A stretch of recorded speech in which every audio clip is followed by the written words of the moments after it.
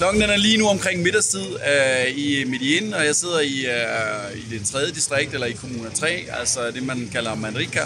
Og jeg sidder på den her café sammen med en guide, som faktisk kommer fra hotellet, men har lovet at vise mig rundt i byen. Det er ret specielt, fordi at normalt så er jeg i den bydel, der hedder Poblado. Og den bydel, det er jo, man kan sige, et sted, hvor det rige kvarter. Den her bydel, der bor den almindelige kolumbianer. Det er hverken over- eller underklassen, men det er egentlig sådan en generel middelklasse. Så, jeg sidder her ikke alene, som sagt, så sidder jeg med en guide. Og jeg drejer lige kameraet. Daniela. She's just about to eat, sorry. Say hello to Denmark. So Daniela, you are talking about that we should go to a trip like around the city and maybe go to Guatapé. Yeah. And you're from here, right? Yeah, you were born in Medellin. Okay. So how do you like the city when it's like very big and you're living in this Comuna 3, correct? Yeah. The people are so kind. There's so much business, so much commerce, and so much people. It's a great place to live or to pass the time. Yeah. There's a lot of stuff to do here, right? Yeah. Okay, nice. Det som Daniela siger, det er, at hun kan godt lide at bo her i Kommune 3, fordi der er masser af forretninger, der er masser af folk, som ligesom man kan sige, hilser på hinanden, og der er altid noget at lave. Og det er hun sådan set utrolig glad for. Så planen er, at vi skal leje en scooter her fra det her område, og så, fordi det er billigere nemlig i det her område, end det er i Poblado, hvor de jo ved, alle turisterne de er. Og vi dumme turister, vi vil jo gerne betale overpris for alt muligt. Så det er egentlig derfor, vi sidder her, og så skal vi egentlig bare rundt i hele Medellin. Så jeg glæder mig helt vildt, og vejret er jo fantastisk. Og lidt overskyet, men omkring de her 6-27 grader, så det er fornuftigt at køre rundt i shorts og t-shirt. Så er vi efterhånden ved at være nået så langt, at vi rent faktisk kan komme afsted på den her scooter. Det tog lige lidt tid at finde et sted, hvor de rent faktisk havde den til en fornuftig pris også. Og her er vi lige ved at gennemgå, hvordan og hvorledes. Jamen det virker. Så tænker jeg jo sådan set, at vi er ved at være klar, og så er det bare med at give gas, bogstaveligt talt, fordi der er rigtig mange bakker. Så hvis vi skal komme op og ned, så er det med at give gas.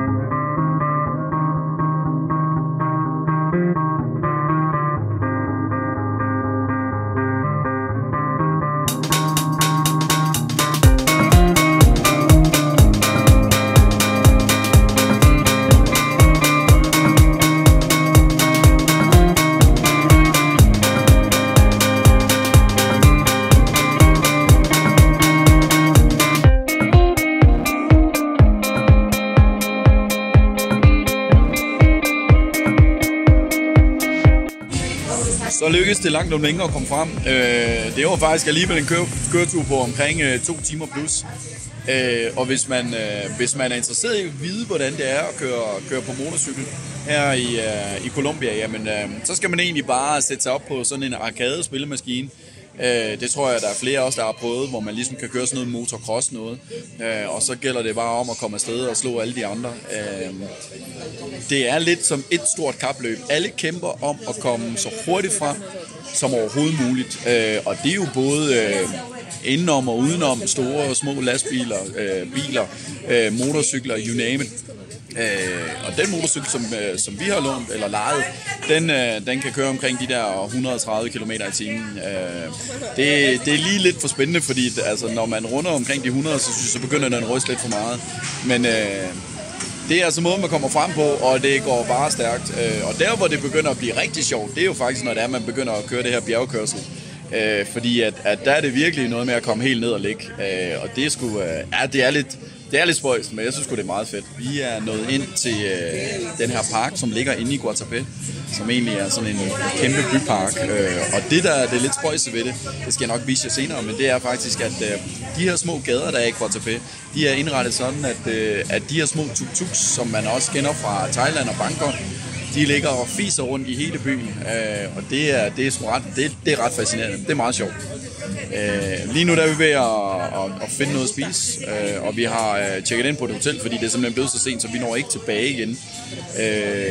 Så jeg tænker, i morgen så går vi i gang med at bestige den her kæmpe sten, som man jo så kan, og også se resten af byen, fordi man kan sige, som det er lige nu, jamen, så er det svært at se noget.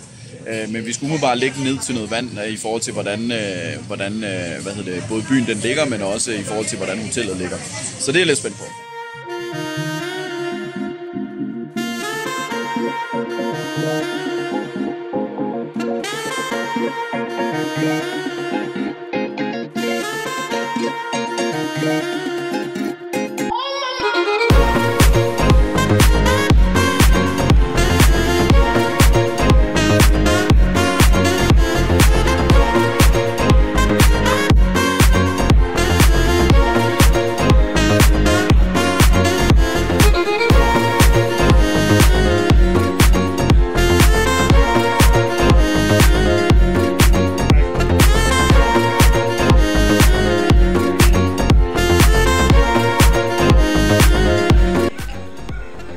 Det er det, de kalder Paraplygaden. Og det giver egentlig sig selv, hvorfor det hedder Paraplygaden. Jeg har selvfølgelig et officielt navn, men blandt turister, der er det, man kalder Umbrella Street.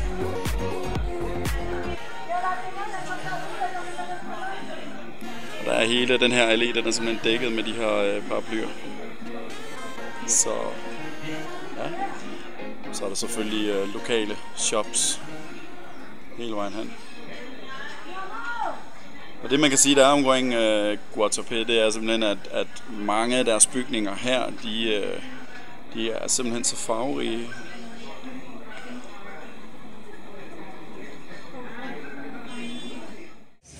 Jeg bliver bare nødt til at sige, at det her, det er bare en kæmpe fucking stor sten. Altså, prøv lige at se der. Altså, prøv lige at... Og vi skal helt deroppe. Det er nice. Det glæder vi os til. Jeg har hørt, det er noget med 200 trin. Og så en fantastisk udsigt. Og det må vi jo så se. Som I kan se, så er der altså lavet trapper i den her kæmpe store sten. Som så fører op til et udgangspunkt.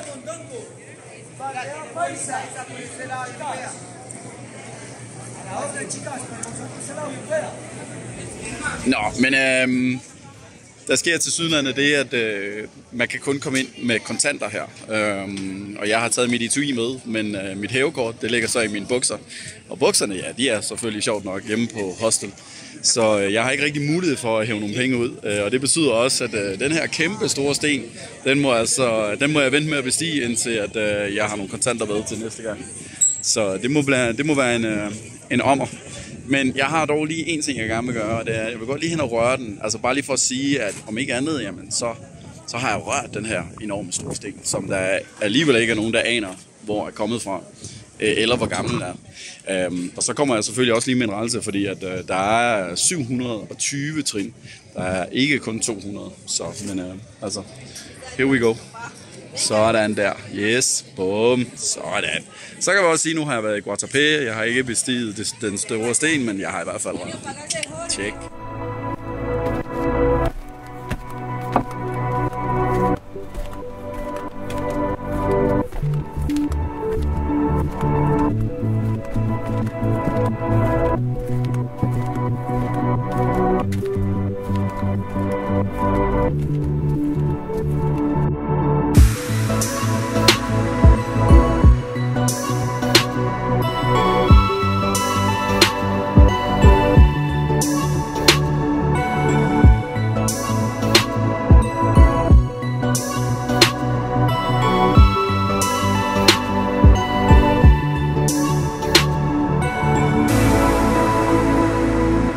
Hej.